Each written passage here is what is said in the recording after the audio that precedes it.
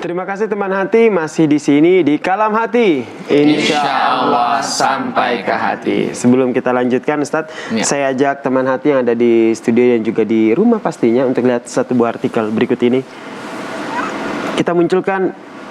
Iya, ini dia. Ini adalah artikel terkait dengan bagaimana kebenaran Al-Quran sejalan dengan ilmu. Kita ketahui bersama Ustaz, Al-Quran merupakan mukjizat terbesar dari Allah Subhanahu Wa Taala untuk Rasulnya dan juga untuk kita umat Islam. Nah, ternyata kebenaran di Al-Quran itu sejalan dengan ilmu pengetahuan. Berarti kalau Anda ingin belajar ilmu, ya perdalam aja ya apa yang ada di dalam Al-Quran itu. Ya. Jadi Al-Quran itu terdiri dari 6 poin besar, ya. Pertama, Al-Quran itu berisi tauhidullah yang mengajarkan orang untuk selalu dekat kepada Allah. Kedua, Al-Quran itu berisi tentang apa? Ibadah. Ketiga, dia berisi tentang janji dan ancaman. Ya. Kalau kalian pernah dengar la in syakartum la azidannakum wa la in kafartum inna adzabi lasadid.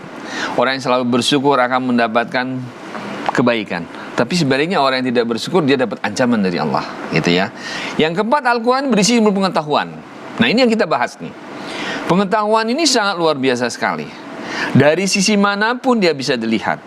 Bahkan ketika orang orientalis barat itu menyatakan bahwa Al-Quran itu tidak sesuai, dia teliti, baru dia berbalik.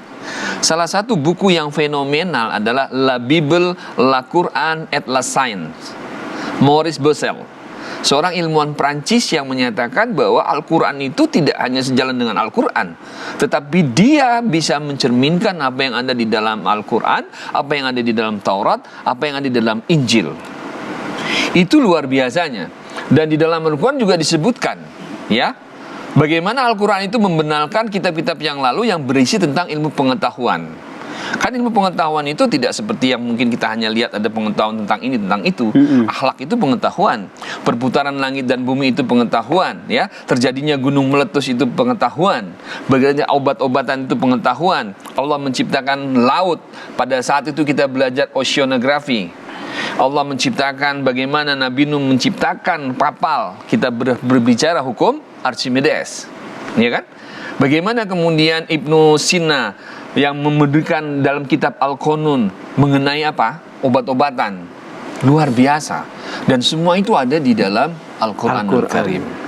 Maka oleh karena itu, ketika teman-teman milenial ini dikasih 24 jam oleh Tuhan, that's why 2 hours you must give your time for the Quran. 2 jam. Sisihkan waktu Anda untuk Al-Quran. Ready? Harus ready. Kan 24 jam sudah dikasih sama Tuhan. Masa 2 jam kita nggak mau bergumul dengan Al-Quran yang memberikan inspirasi kehidupan buat kita? Ilmu pengetahuan, kepemimpinan Al-Quran. Luar biasa, ya. Barang siapa yang dekat dengan Al-Quran, maka Allah akan menjamin kehidupannya dunia dan akhirat. Termasuk Al-Quran akan memimpin kita menjadi manusia unggul. Masya Allah. Keren kan? Keren banget. Siapa yang belum bisa ngaji di sini? Ayo, siapa yang belum bisa ngaji? Kita langsung diajarin sama Ustadz ngaji. Ngaji. Insya Allah pada bisa ngaji semua. Sudah bisa ngaji. Berarti dalam saat mengkaji Al-Quran itu tidak hanya membacanya, namun juga memahami artinya, sehingga bisa diterapkan dalam kehidupan ya. Nah, 3 hal ya. Pertama, aksiru bitilawatil Quran ma'al fahmi. Kalau dalam bahasa kita, banyak-banyaklah kamu itu baca Quran dengan kepahaman.